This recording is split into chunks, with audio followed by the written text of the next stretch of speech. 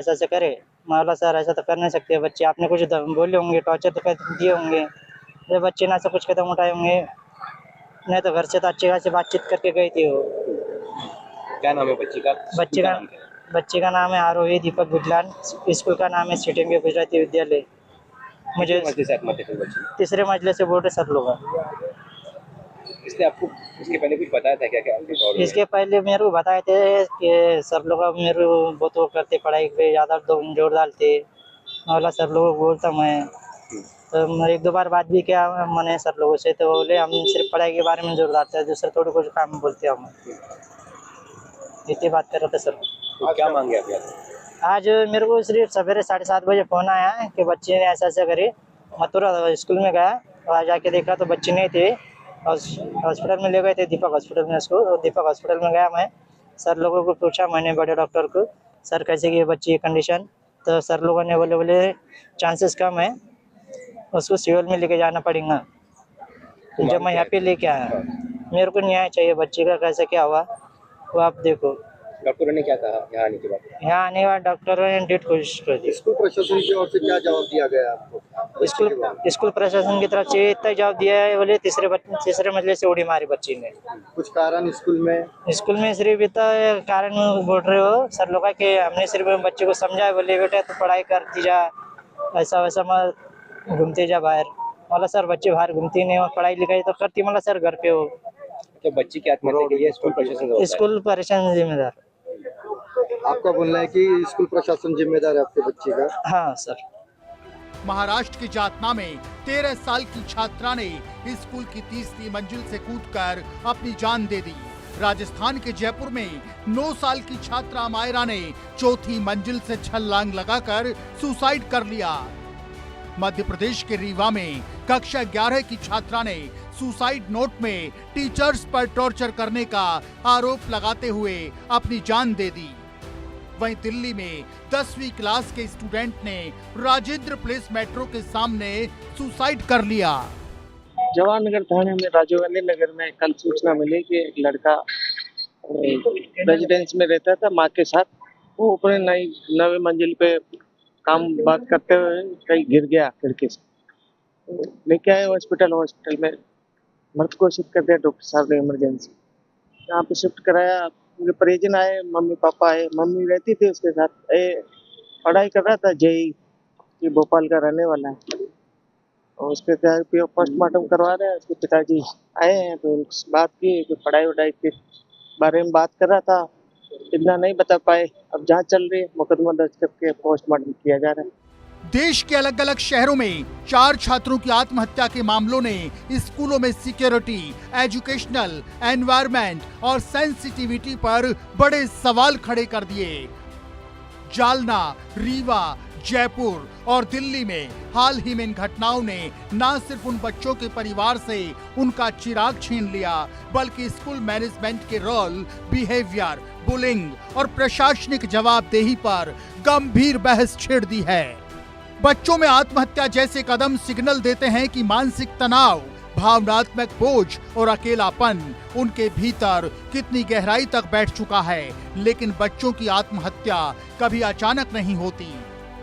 इसके संकेत अक्सर हफ्तों या महीनों पहले दिखने लगते हैं। समस्या ये है कि बहुत से माता पिता और शिक्षक इन अर्ली वार्निंग साइंस को पहचान नहीं पाते और उन्हें नजरअंदाज कर देते हैं। अगर बच्चा अचानक कमरे में बंद रहने लगे, दोस्तों से दूरी बना ले, परिवार से बात करना बंद कर दे और पहले पसंद आने वाले कामों में दिलचस्पी खो दे, तो ये इमोशनल थकान, अकेलेपन और मेंटल स्ट्रगल का गंभीर साइन है। बच्चों में ये बदलाव आत्महत्या के जोखिम को बढ़ाते हैं। साथ ही अगर आपका बच्चा स्कूल, खेल, हॉबी, पढ़ाई में दिलचस्पी नहीं लेता है तो इसको समझें, ये सिर्फ आलस नहीं है, ये संकेत हो सकता है कि आपका बच्चा मानसिक रूप से सुन्न हो चुका है।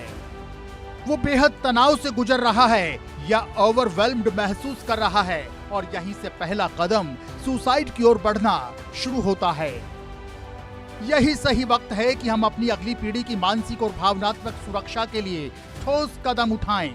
बच्चों को सुनें, उनके डर और परेशानियों को समझें और उन्हें भरोसा दें कि कोई भी परेशानी इतनी बड़ी नहीं है जिसे अकेले झेलना पड़े। पेरेंट्स और टीचर्स को छात्रों को समझने की कोशिश करनी चाहिए, क्योंकि छोटी छोटी बातें बच्चों के कोरे मन में कहां तक घर कर जाएं, कहां नहीं जा सकता। ऐसे में कभी बच्चों की शिकायतों और बातों को इग्नोर नहीं करना चाहिए।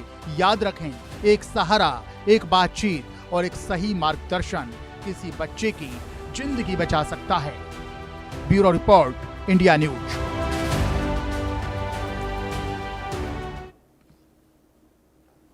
तो रिपोर्ट आपने देखी। हमारे साथ मेहमान भी जुड़ चुके हैं, doctor CB Mishra, director principal progress school से, और Aliya S Bawa, counselling psychologist हैं। प्रदीप पाटिल, मृतक छात्र शौर्य के पिता, भी हमारे साथ जुड़े हुए हैं। सबसे पहले मैं आपके पास ही आऊंगी प्रदीप पाटिल जी। आपके बेटे यानी कि शौर्य ने जो एक कदम उठाया आत्महत्या जैसा, क्योंकि देखिए बहुत ही चिंताजनक की खबर है, क्या आपको पता था कि किसी मेंटल स्थिति से वो गुजर रहा है, या फिर स्कूल में जो उसके साथ हुआ करता था, क्या उसने कोई जानकारी, क्या किसी तरीके से जो अभी वो जूझ रहा था जिन परेशानियों से, क्या उसने आपको इसके बारे में बताया था? ये सब मैंने पहले, मुझे उसने ये बता दिया था कि मुझे स्कूल में बहुत ज्यादा छोटी छोटी बातों पे बोला जाता है, टॉर्चर किया जाता है। तो मैं स्कूल में जाके मिल के भी आया था कि क्या शिकायत है। उन्होंने पेरेंट्स को बुलाने के लिए बोला था। तो जो उसके जो कंप्लेंट थी वो थी कि वो बच्चे चुटकुले सुनाता है, शरारतें करता है, मिमिक्री करता है, तो होमवर्क नहीं है। मैंने बोला बच्चा है, शरारत तो करेगा ही। फिर उसके बाद मैंने बोला होमवर्क फीस क्या, तो हम कंप्लीट करा देंगे। फिर मैंने बोला था मार्क्स का इतना बड़ा इशू नहीं है, लेकिन हम बच्चे आपके पास भेजते हैं कि आपको समझाने के लिए भेजते हैं, पढ़ाने के लिए भेजते हैं। आप उसकी संगत के साथ अगर बच्चों से चुटकुले करता है उसको अलग अलग बिठा दो, हमें उसको कोई एतराज नहीं है।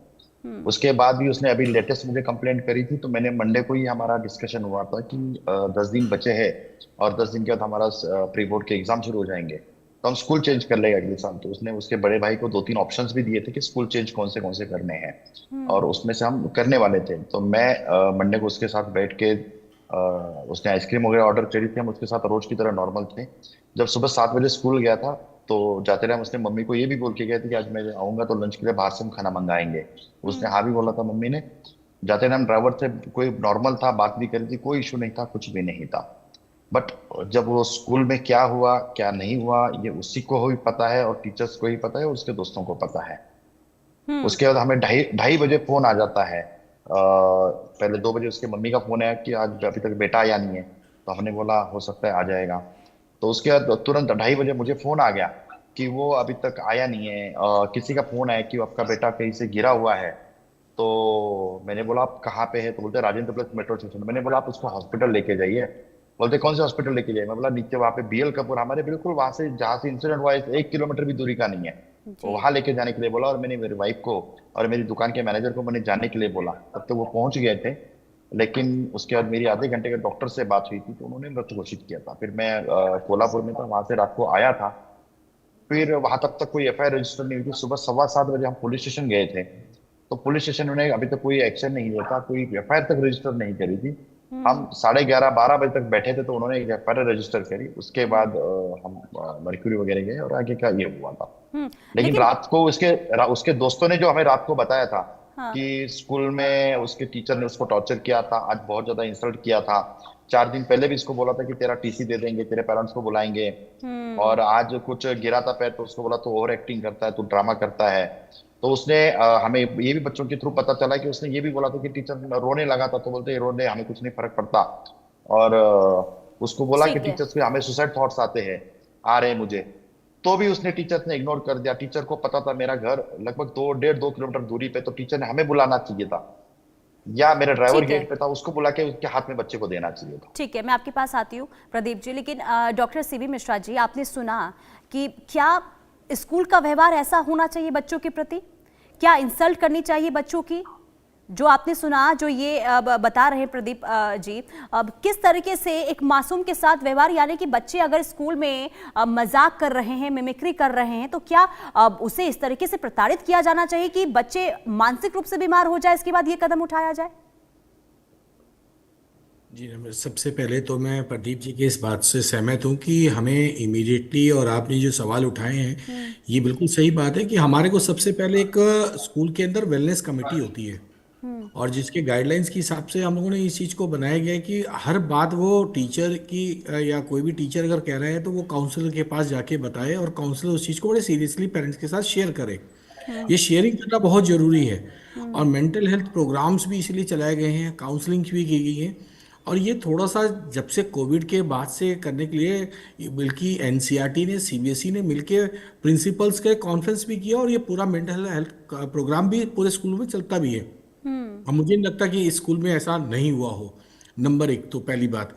और इसके लिए टीचर्स को भी ट्रेंड किया जाता है कि टीचर्स इस मेंटल हैरासमेंट्स के लिए कैसे अपने आप को बाहर निकाले। अब क्योंकि मेंटल टीचर भी अपने स्ट्रेस में रहता है, बच्चा भी स्ट्रेस में रहता है, पेरेंट भी अपनी जगह स्ट्रेस में रहता है वो, लेकिन स्ट्रेस को झेलना कैसे है। स्ट्रेस पॉजिटिव भी होता है, स्ट्रेस नहीं, नेगेटिव भी लेकिन होता सर है। यहाँ पे एक बात ये समझ नहीं आई ना कि बच्चा अगर खेल रहा है, मिमिक्री कर रहा है, तो स्कूल के जो टीचर्स हैं वो उस तरीके से बच्चे को इतना टॉर्चर कर रहे हैं, कमेंट कर रहे हैं। और देखिए टीसी की बात कही जा रही है, मान लीजिए कि अगर बच्चे से किसी भी तरीके से कोई परेशानी है या पढ़ाई में अच्छा स्कोर नहीं कर पा रहा है, ढंग से पढ़ाई नहीं कर रहा है, तो आपको सीधे पेरेंट्स को कंप्लेन करना चाहिए, या फिर अब स्कूल में देखिए काउंसलिंग की भी तो वो होती है ना, काउंसलर भी वहां पर होते हैं, तो बच्चे को वहां पर भी तो लेके जाया जा सकता था।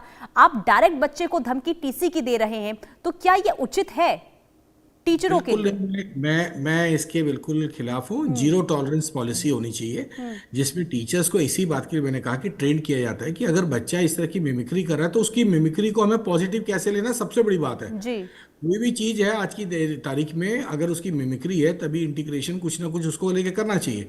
और पढ़ाई वाली बात जो कही गई है, पढ़ाई एक स्किल के बेसिस पे हमें लेना चाहिए, इसको हमें गलत वे में नहीं लेना चाहिए, और टीचर को इस बात को समझना पड़ेगा। अगर ऐसा नहीं समझ रहा है तो गलती है।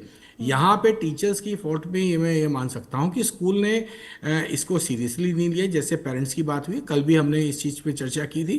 बिल्कुल, जो नजरअंदाज किया गया है वो इतना बड़ा देखिए घातक हो सकता है, शायद किसी ने सोचा नहीं होगा। मैं आपके पास आ रही हूँ आलिया एस बावा जी।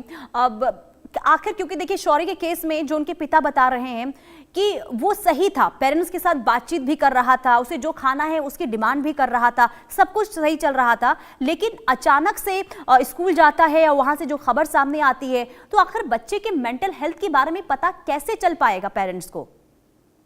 देखिए बहुत टाइम से उसके दिमाग में चल रहा होगा, जैसे उसने अपने पेरेंट्स से शेयर किया कि टीचर्स मेरे साथ ऐसा कर रही है या दोस्त में मिमिक्री करते हैं, ये उसके दिमाग में बहुत टाइम से होगा। जब उसने अपने पेरेंट्स के साथ शेयर किया तो उन्होंने उसको बोला कि कोई बात नहीं, इतना टाइम अभी रुक जा, हम स्कूल चेंज करेंगे, ये करेंगे। बट उस टाइम तक उसके दिमाग में बहुत सारी चीज़ों का प्रेशर आ चुका था। जैसे अभी डॉक्टर साहब ने बोला कि हमारे स्कूल्स में, हर स्कूल में एक वेलनेस कम्युनिटी होना बहुत ज़रूरी है, लेकिन बच्चे आज भी ये सोचते हैं कि जो कम्युनिटी है, जो काउंसलर है, जो टीचर है, वो स्कूल की तरफ से है। उनको वो अवेयरनेस नहीं है कि जो आप बात करोगे वो कॉन्फिडेंशियल रहेगी। इसी डर से, इसी दबाव से बहुत सारे बच्चे जाते ही नहीं हैं।